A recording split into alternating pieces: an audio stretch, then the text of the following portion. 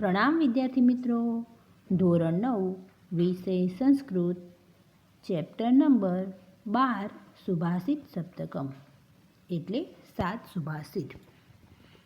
પદ્ય. તો વિદ્યાર્થી મિત્રો, સર્વપ્રથમ આપણે આ પદ્યની પ્રસ્તાવનાને સમજીએ. તો સુભાષિત એટલે શું? તો સુભાષિત એટલે સુંદર ઉક્તિ અથવા તો બોધ વચન, એટલે કે જે ઉક્તિમાંથી આપણને બોધ વચન એટલે કે જીવનનો એક સારી વાત શીખવા મળે એવા બોધ વચનને અને સુંદર ઉક્તિને આપણે સુભાષિત કહીએ છીએ. તો સંસ્કૃત સાહિત્યમાં સુભાષિતોનું વિશિષ્ટ સ્થાન છે. સુભાષિતો આપણને નીતિ અને વ્યવહારનું જ્ઞાન આપે છે. તો સંસ્કૃતના સુભાષિતોની અનેક વિશેષતાઓ આપણે જોવા મળે છે. એક તો આ સુભાષિતો ગાગરમાં સાગર ભરી દેતા લઘુ પદ્યો હોય છે. તેની જનજનના કંઠે ગવાતા રહીને સતત વહેતા રહે છે અને વ્યક્તિને જીવનનું ભાથું પૂરું પાડે છે. બીજી બાજુ આપણે જોઈએ તો સંસ્કૃત સાહિત્યનું વૈશ્વિક ભાવનાના પોષક અને તોષક છે તથા સાથે સાથે ભારતીય સંસ્કૃતિના ઉદાત્ત વિચારો અને સંસ્કારોના પ્રવાહક પણ છે. આપણા પૂર્વજ વિદ્વાનોએ પોતાની દીર્ઘ દ્રષ્ટિથી જે તે વખતે જે જીવન મૂલ્યોની પ્રાપ્તિ કરી હતી તેને આગામી પેઢી સુધી પહોંચાડવા માટે આ સુભાષિતોની રચના કરી છે અને તે પ્રજામાં સુપ્રસિદ્ધ પણ થાય છે.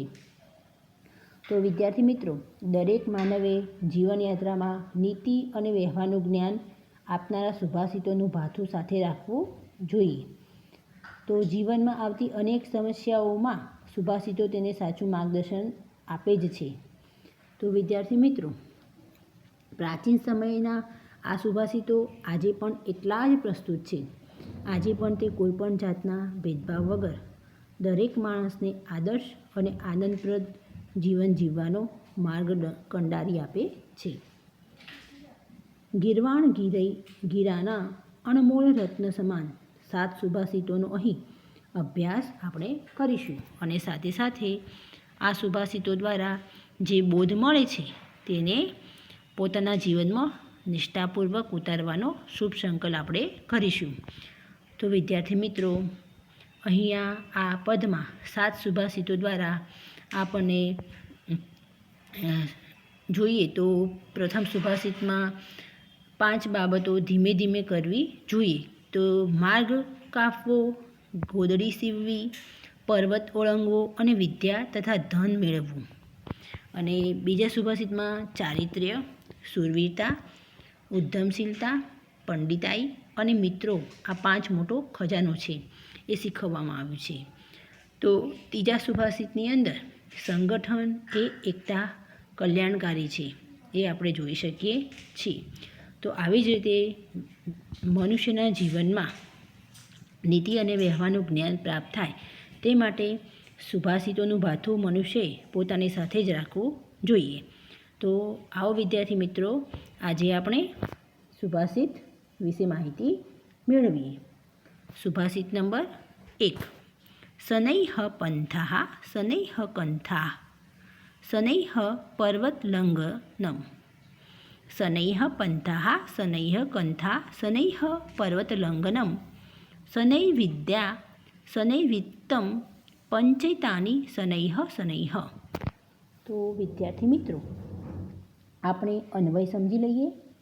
શનૈઃ પંથાઃ શનૈઃ કંથાઃ શનૈઃ પર્વતલંઘનમ શનૈઃ વિદ્યા શનૈઃ વિત્તમ એતાની પંચ શનૈઃ શનૈઃ ભવન્તિ. તો પ્રસ્તુત સુભાષિત અનુષ્ટુપ છંદમાં છે. તો હવે આપણે વિદ્યાર્થી મિત્રો શબ્દાર્થની સમજ મેળવીએ.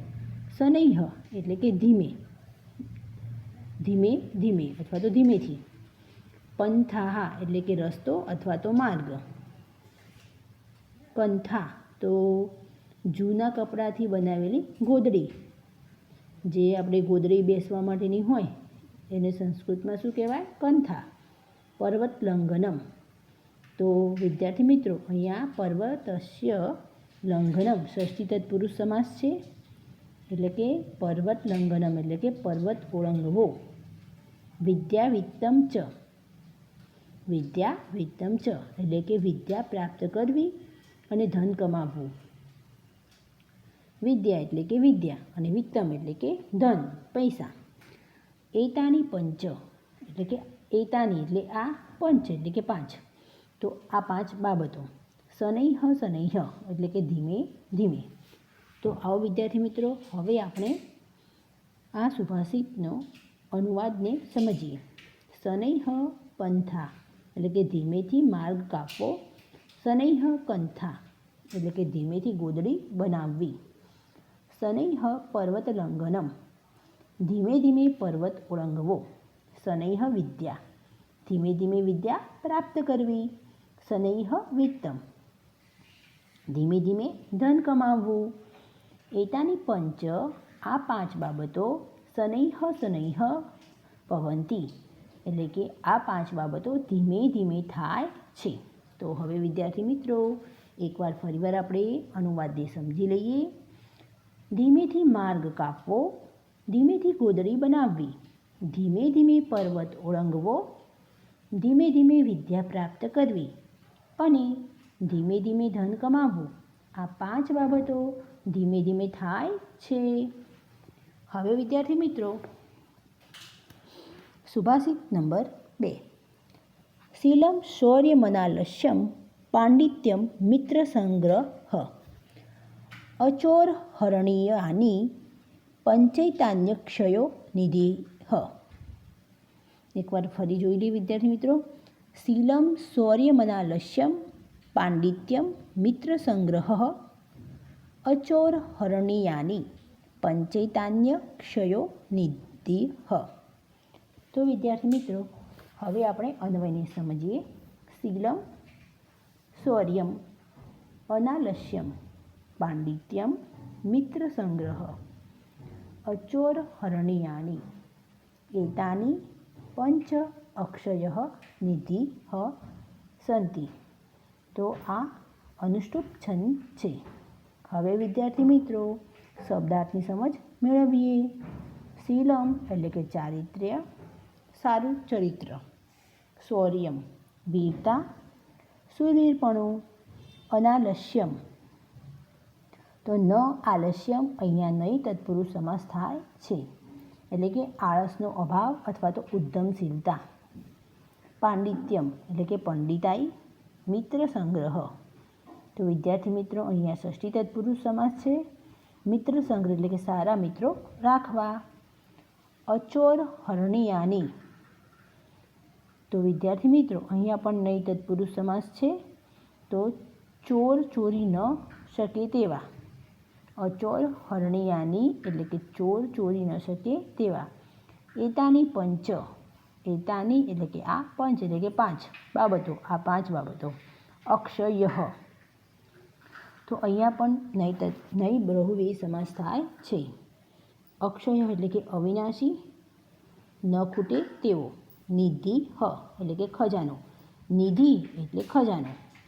હવે વિદ્યાર્થી મિત્રો, આપણે અનુવાદ સમજીએ. શીલમ એટલે કે સારું ચરિત્ર. શૌર્યમ એટલે કે શૂરવીરતા. અનાલસ્યમ એટલે કે ઉદ્યમશીલતા અથવા તો આળસનો અભાવ. પાંડિત્યમ પંડિતાઈ. મિત્ર સંગ્રહ અને સારા મિત્રોનો સંગ્રહ. અચોર હરણીયાની એટલે કે ચોર ચોરી ન કરી શકે તેવી. એતાની પંચ આ પાંચ બાબતો. અક્ષયઃ નિધિઃ સંતિ એટલે કે આ પાંચ બાબતો કેવી છે? અક્ષય એટલે કે અવિનાશી. નિધિઃ એટલે કે ખજાનો, અવિનાશી ખજાનો છે. તો વિદ્યાર્થી મિત્રો, હવે આપણે એકવાર ફરીવાર અનુવાદ સમજી લઈએ. સારું ચિત્ર એટલે કે સારું ચરિત્ર. શૂરવીરતા, ઉદ્યમશીલતા, પંડિતાઈ અને સારા મિત્રોનો સંગ્રહ. સારું ચરિત્ર, શૂરવીરતા, ઉદ્યમશીલતા, પંડિતાઈ અને સારા મિત્રનો સંગ્રહ ચોર ચોરી ન કરી શકે તેવી આ 5 બાબતો અવિનાશી ખજાનો છે. હવે વિદ્યાર્થી મિત્રો સુભાષિત નંબર 3. સંહતિઃ શ્રેયસી પૂષાં વિગુણેષ્વપી બંધુષુ તુષૈરપી પરિભ્રષ્ટા ન પ્રરોહંતિ તંડુલાઃ. એકવાર ફરીવાર સમજી લઈએ વિદ્યાર્થી મિત્રો. સંહતિઃ શ્રેયસી પૂષાં વિગુણેષ્વપી બંધુષુ તુષૈરપી પરિભ્રષ્ટા ન પ્રરોહંતિ તંડુલાઃ. હવે વિદ્યાર્થી મિત્રો આ સુભાષિતનો આપણે અન્વય સમજીએ. વિગુણેષુ અપી બંધુષુ પૂષાં સંહતિઃ શ્રેયસી વર્તતે તુષૈઃ અપી પરિભ્રષ્ટાઃ તંડુલાઃ ન પ્રરોહંતિ અનુષ્ટુપ છંદમાં છે. હવે વિદ્યાર્થી મિત્રો આપણે શબ્દની સમજ મેળવી લઈએ. વિગુણેષુ એટલે કે વિરોધી ગુણ ધરાવનારાઓમાં, બંધુષુ એટલે કે સગાઓમાં, પૂષાં એટલે કે મનુષ્યોનું, સંહતિઃ સંગઠન અથવા તો એકતા, શ્રેયસી એટલે કે કલ્યાણકારી, તુષૈઃ એટલે કે કુસ્કાઓ વડે, તુષૈઃ એટલે કે કુસ્કાઓ વડે અથવા તો ડોગર ઉપરના છોતરા વડે, પરિભ્રષ્ટાઃ છૂટા પાડેલા, ન પ્રરોહંતિ એટલે કે ઉગતા નથી. તો વિદ્યાર્થી મિત્રો હવે આપણે અનુવાદ સમજીએ. વિગુણેષુ અપી એટલે કે વિરોધી ગુણ, અપી એટલે કે પણ, વિગુણેષુ એટલે કે વિરોધી ગુણ, બંધુષુ પૂષાં સંહતિ, વિગુણેષુ અપી બંધુષુ પૂષાં સંહતિ એટલે કે વિરોધી ગુણ ધરાવનારા સગાઓમાં પણ, શ્રેયસી વર્તતે માણસોની એકતા કલ્યાણકારી હોય છે. માણસોની એકતા શ્રેયસી એટલે કે કલ્યાણકારી હોય છે. તુષૈઃ અપી પરિભ્રષ્ટાઃ તંડુલાઃ ન પ્રરોહંતિ એટલે કે કુસ્કાઓથી છૂટા પાડેલા ચોખાના દાણા ઉગતા નથી. એકવાર ફરી હવે આપણે અનુવાદ જોઈ લઈએ.